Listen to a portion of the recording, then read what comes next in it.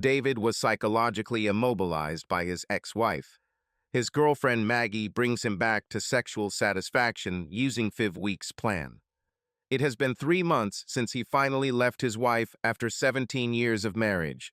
A few years ago, she began accusing him of having affairs with targets of her choosing. It started with her insistence that he slept with one of the women in the office where he worked at the time. David didn't travel often, but when he returned from recent trips, Peggy greeted him with a coldness he had never encountered before in their marriage, demanding to know who he had sex with during the trip. And lately she was almost constantly angry with him because of some imaginary infidelities. Her frequent accusations always led to angry arguments and shouting matches. Their sex life almost ceased due to her criticism of his sexual performance. She destroyed any confidence he had in his sexual abilities. He knew he wasn't cheating on her, but his wife had created her own reality where he was a ladies' man, just like her father. The only person he had sex with since their wedding was his wife. But no matter how much he insisted that her accusations were false, she refused to believe him. And every time he denied it, she added a new lie to her clever list of his misdeeds. It got so bad that he left her twice before, but her begging and tears kept him coming back. He probably could have gotten used to her attacks if it weren't for the fact that he was coming out of several years of suicidal depression and didn't have the emotional strength to continue to accept her very negative opinion of him. This came to a head one evening when she claimed that on her way home, she saw his car speeding past her on the highway, hurrying home with an imaginary date. He had returned home from work more than an hour earlier when she burst through the door and started screaming at him, demanding to know who he was with. After a shouting match, he found himself in his room with his grandfather's revolver in his hand, ready to end it. He came close, but his rational mind took over and led him to the only other action that would remove him from the toxic relationship, leaving the marriage for good. The next day, he returned home after his wife left for work and packed his necessities, including the gun, into boxes, put them in the back of his SUV, and drove to his weekly rental hotel. He spent the first night alone, analyzing what this choice meant for his life. He had enough money to live on his own, which he could afford indefinitely. His wife had moved out of their bedroom a few months earlier, so the lack of sex was not an issue. He continued to satisfy his needs on his own, as he had done since his wife began denying him. But he was still afraid that she would overtake his resistance again and persuade him to return home. To counter this, he decided they needed to get a divorce. To do this, you need a complete break. The next day, he inquired and found a men's lawyer who specialized in divorce from the husband's point of view. Within a week, the lawyer served Peggy with legal documents. Her first reaction was to use the begging and crying method that had worked before, but he did it and told her he had made up his mind. 6 months later, the divorce decree was issued and he was free of the problem physically, but not emotionally. He didn't realize it at the time, but his separation and divorce from his wife left deep emotional scars. They became a couple when they were both in high school and have been together ever since. Such relationships cannot end without pain. His friends advised him to start dating other women, but the thought of an evening date with a woman, any woman, led to bouts of crying, and the thought of going to bed with one of them was not a thought he allowed himself to consider. But his newfound independence opened a previously inaccessible door. He could work late into the night without worrying about the consequences awaiting him at home. He had always enjoyed his job as a research scientist, but his wife had a way of making him feel guilty for liking his job more than hers, at least from her point of view. Now he could immerse himself in work for hours. I didn't talk about my marital problems with my co-workers for fear that it would go back to my wife and cause me more grief. Even after the divorce, only a few of my closest friends knew about it. But of course, nothing is a secret from the office rumor mill. Luckily, there weren't any single women in our office, so I didn't have to fend off any cougars. But at times I wished I had a female friend who could talk through what I was going through. Women understand emotional pain. A few weeks after the divorce, I was assigned to work on a new project. This was a top-secret government project that required research personnel to be locked in a secret laboratory whenever they worked. The staff consisted of only me and another scientist doctor, Margaret Monahan Maggie. I didn't know her well before I started working with her because she spent most of her time isolated. But after a few days of working together, we got to know each other well. Our conversations began with ordinary, non-personal questions. What university did you go to? Where did you grow up? Where does your spouse work? A sneaky way of asking if I'm married, and picking each other's head on dozens of technical subjects. After the first couple of months, our relationship progressed to more casual, everyday topics. I deliberately avoided telling her about my ex-marriage and divorce because I didn't want her to feel sorry for me, but I shouldn't have worried. Like me, her feelings took a backseat to rational reasoning. But one day, when we were working on a new experiment, she casually asked, "I heard that you recently got divorced." I answered, "Yeah." When I didn't elaborate, she added, "Was it controversial?" No, not at all. We both knew it was over by then. When I didn't add any details, she asked, "How long have you been married?" If you count the last 3 years of high school when we were a couple, let's see, 22 years. So you were the classic high school sweethearts who got married right after high school. Not really. We didn't get married right away. We waited until I got my bachelor's degree, then we got married, and waited until then before we had sex. Wow, it must have been hard not to give in to your passions. Well, we fooled around a lot, all the way to third base a lot. God, I remember the days when my husband and I were abstinent. We didn't last that long, though. I would like to. The marriage only lasted 3 years before he cheated on me. What did you do, Maggie? I would not tolerate such treatment, so I filed for divorce. Did the divorce take a while? No, because right after he was handed the papers, he was too cruel to me. The judge didn't take it too kindly. He was still in prison when the divorce was finalized.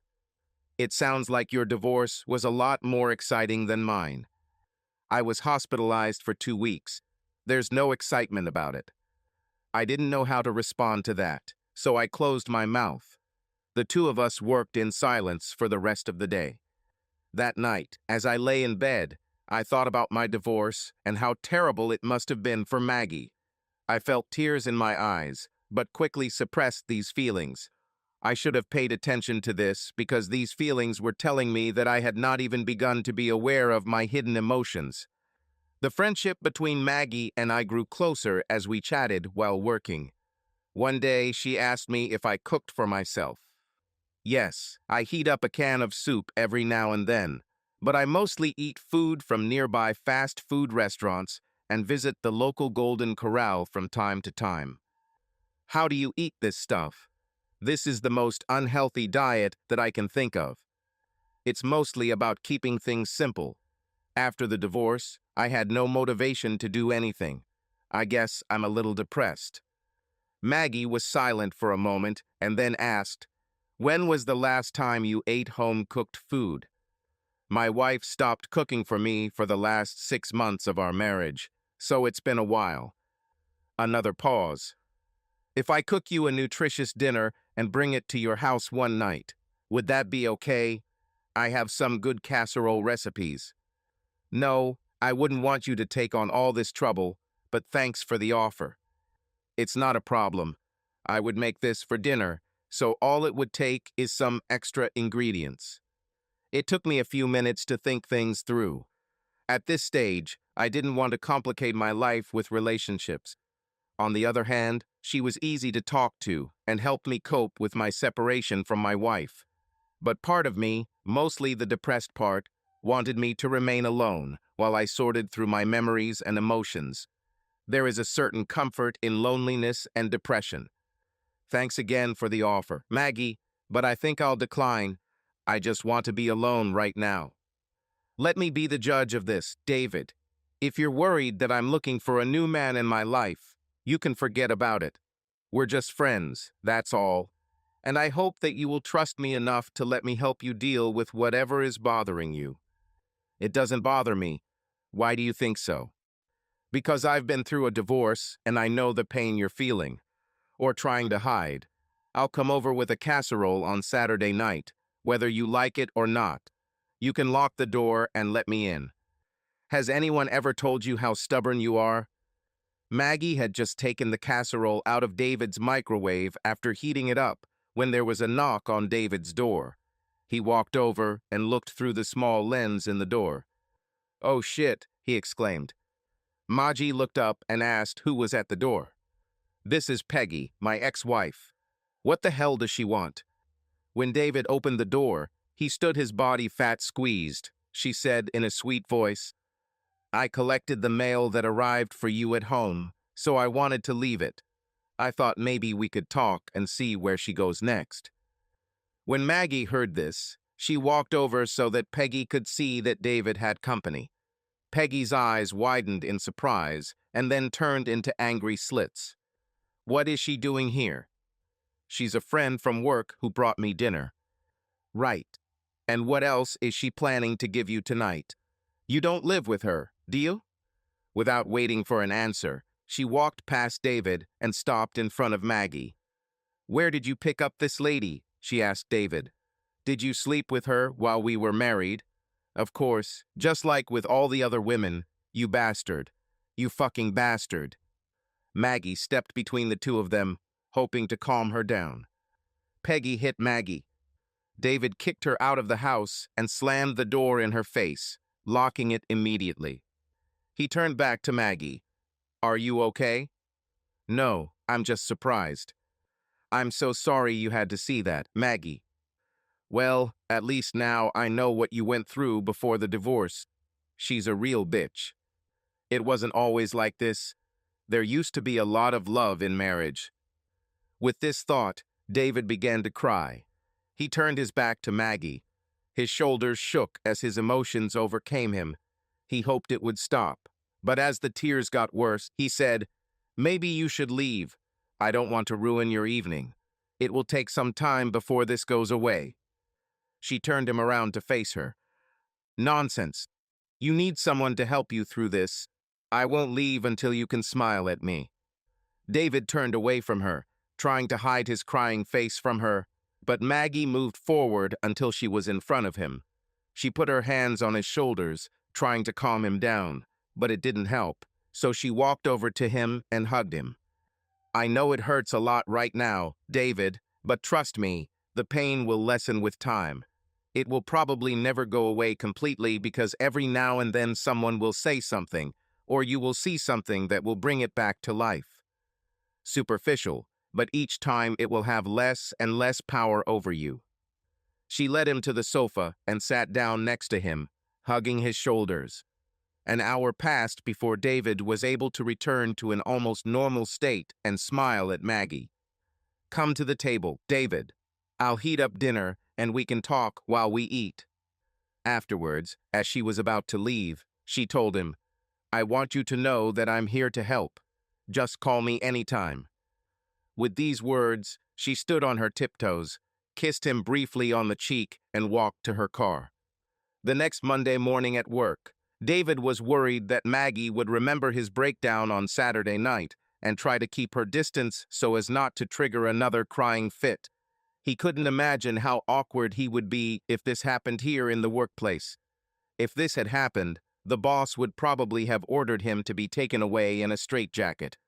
But he was surprised to find that no one looked at him sideways, so it was clear that Maggie had not told anyone about this. Good. This meant that he could trust her and not share their conversations with anyone. But as soon as they were in the laboratory with the doors locked, she took his hands, looked into his eyes, and sincerely asked, "How are you, David? Did you have any other painful attacks after I left?" "No, I was sleeping, and I slept better than I had in a long time." This is what happens when you release hidden emotions. As I tried to rebuild my life, I learned that I needed to turn toward the pain, not away from it. Otherwise, she'll just disappear again, and you'll have to deal with her later. David was silent for a minute or two before speaking. Look, I really need to. Thank you for helping me get through this. I haven't completely given up on the idea of ending this once and for all, but it's good that you were there. Maggie looked at him with concern. So you still have thoughts about it? Yes, sometimes. But why? He paused before answering. Because it's the only true way to end the pain. Oh my God, David, you have to make me a promise. Whenever such thoughts appear, you should call me immediately. If I had known that Saturday, I would have spent the night at your apartment to make sure you didn't do something stupid. What if continuing to endure pain is the stupidest thing you can do? Maggie didn't have an answer to this question. Clearly, David's thinking was distorted, but how could she correct it? She spent the whole working day thinking, trying to find the answer. Just before she left, she realized what she needed to do. She joined David on the way out the door. I'm going to run to my house to pack some things, and then I'll move in with you to keep an eye on you. No, this is my apartment, and you are not welcome here if you plan to control me. I had plenty of that in my marriage to Peggy, and I will never let that happen again. Maggie did not argue, but said, perhaps I expressed myself incorrectly. I don't plan to move in with you. I just want to be home in case you have another breakdown that might push you over the edge. I will stay as far away from you as you wish. If you want distance, you'll hardly know I'm here. If you need a friend, I can continue to play that role, but there is no reason for you to feel in control. David thought about this for a moment. I think I overreacted to Maggie. The way Peggy made me feel guilty in order to control me made me afraid of relationships with women. I know I can trust you not to play with my emotions. I am sorry. Apologies are accepted. I'll be back in less than an hour, so clean up the bedroom for me. David decided that if she showed up with several suitcases, he wouldn't let her in because it would signal that she had something more permanent on her mind. But he needn't have worried. 40 minutes later, she appeared at the door with nothing but a small duffel bag. Is that all you have? He will keep me for about a week. I will go to my place every weekend to do laundry and buy everything I need for the next week. David showed her the spare bedroom. He made the bed, wiped off the dust, and vacuumed the carpet. She threw her bag on the bed and put her laptop on the table. I'm assuming you have an internet connection via Wi-Fi. How do I log in? While he was showing her how to connect, he took a quick glance at the pile of clothes on the bed, okay, he thought. Only simple cotton underwear and pajamas. Nothing she could use to seduce me. It made him feel more at ease in her presence. They began to live comfortably together. They took turns cooking, shopping for groceries, and cleaning. After dinner, they either sat on opposite ends of the couch and watched TV or a movie, or sat down at their laptops and browsed scientific sites on the internet. Maggie glanced at David's screen from time to time to see what he was looking at. She decided that if she saw him watching an adult video, she would immediately end their relationship. But a month later, she did not see a hint of this on his screen. It made her wonder what David did for sexual relief. She knew that a man's libido peaked about every week until relief occurred. But she never heard any sounds from his bedroom that would indicate that. Finally, curiosity got the better of me. David, can I ask you a question? Sure. What do you want to know? It's something personal. In that case, I don't have to answer. So what's the question? What do you do for sex to release pent-up desire? She immediately blushed and expected to see the same reaction from him. When he didn't answer right away, she regretted not asking the question. Apparently, he didn't want to answer. I'm so sorry, David. It's too personal. Forget what I asked. No, that's a good question. I just need to think a little. Let's see. Peggy moved out of our bedroom last January, so it's been 9 months. 9 months since I last made love to a woman. I took care of my own needs for a while, but after my divorce I just lost interest. It was as if my sex drive had simply switched off. Maggie just looked at him for a minute. With a new wave of blushing, she said, "I did not expect such details, but thank you for this. So, it's been 9 months. How do you stand it?" As I said, my libido disappeared after I broke up with Peggy. And even before that, when Peggy wanted to make love from time to time, there was little point in it. She didn't want any foreplay. I wondered why she did this until I realized that she was just checking to see if I had been with someone else before her. Wow, you didn't have good sex in what? 3 or 4 years? Maggie just sat and thought about the additional torture associated with the lack of normal sexual satisfaction. They both just sat in silence for a while. Then David broke the silence. "I think I'll go to bed. See you in the morning, Maggie." Before he could leave, Maggie stood up and hugged him. He saw tears in her eyes as she looked into his face. "I'm so sorry you had to go through that, David. I wish. Good night." As he walked up the stairs, she finished her thought in her mind. "I would like to somehow make amends to you." The next morning was Sunday, so neither of them had to go to work. Maggie was actually planning to go out with a friend, but after last night she needed to discuss something with David. She waited until breakfast was over, and they sat on the sofa with a cup of coffee. David, can we continue the discussion we had last night?" "I guess so, but I thought we'd pretty much said everything I wanted to say." "Okay, then it's my turn. Please don't interrupt until I'm done." "Fine. I spent some time online last night researching your situation and learned a lot. It is not uncommon for a man to lose his sex drive after the death of his spouse. But it also happens when a woman manipulates her man, like Peggy did to you. She convinces the man that he is incompetent as a lover and that no woman can help him. I think this is your situation. Peggy emotionally did this to you. This deprives you of the ability to act. This is a really serious problem. Simply making love to a woman will not change your opinion of yourself. In fact, if done incorrectly, attempts to awaken your desire will never succeed. You need the help of a therapist or the dedicated efforts of a woman you trust to have your best interests at heart. I'd like to think that I'm that woman and that you'll let me take you through the program. So, can you do it? Are you offering to help me regain my interest in sex? Yes, I think I'm the perfect partner to take you there. I am a friend, a close friend, in whom you have no sexual interest. This is important because if you were interested in me sexually, I would quickly become an extension of your sexual interest in your ex-wife, and that would never work. But the opposite is also true. Your friend cannot be sexually interested in this topic. Otherwise, she may try to start a love relationship with you. Will you allow me to carry out the libido regeneration process? I think this could work. Maggie, what is needed for this? First week. They both sat facing each other on the couch as Maggie explained what David should expect. "I found something on the internet called 5 weeks plan. The psychology of this approach is to gradually return the man to the pleasure of sex without the negativity created by his ex-partner.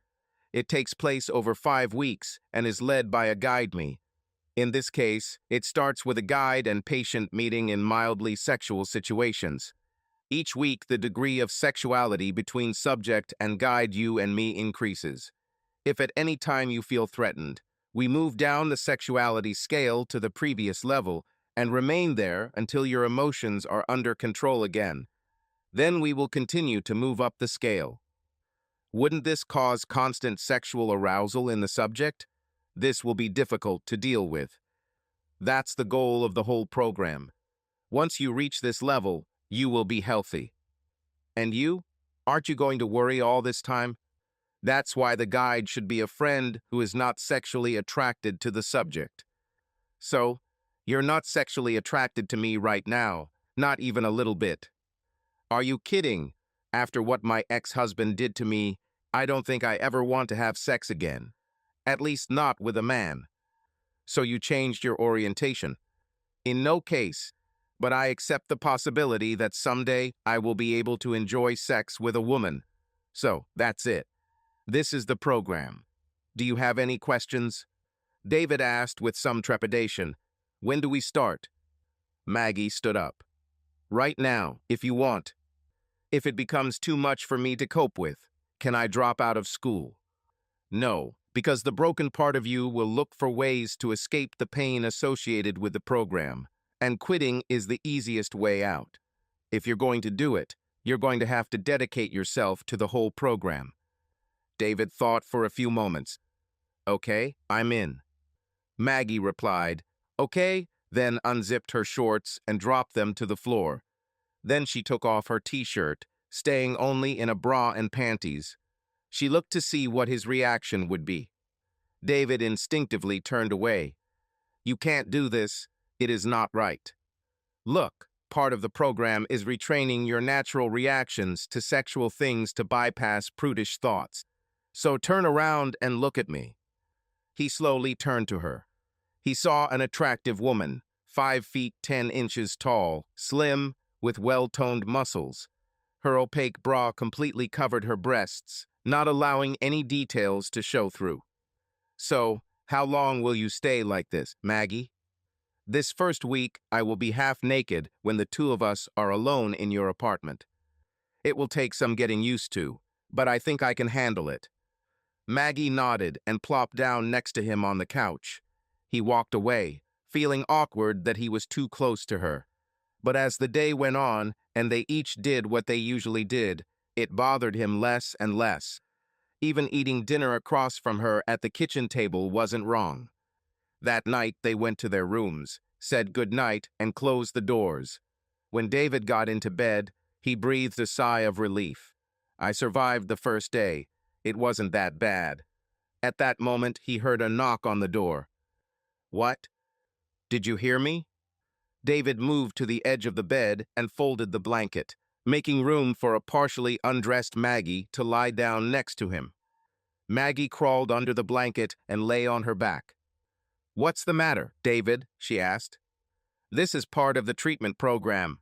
We should sleep together without touching, at least for the first week. They lay silently for a while, not speaking. Then David spoke.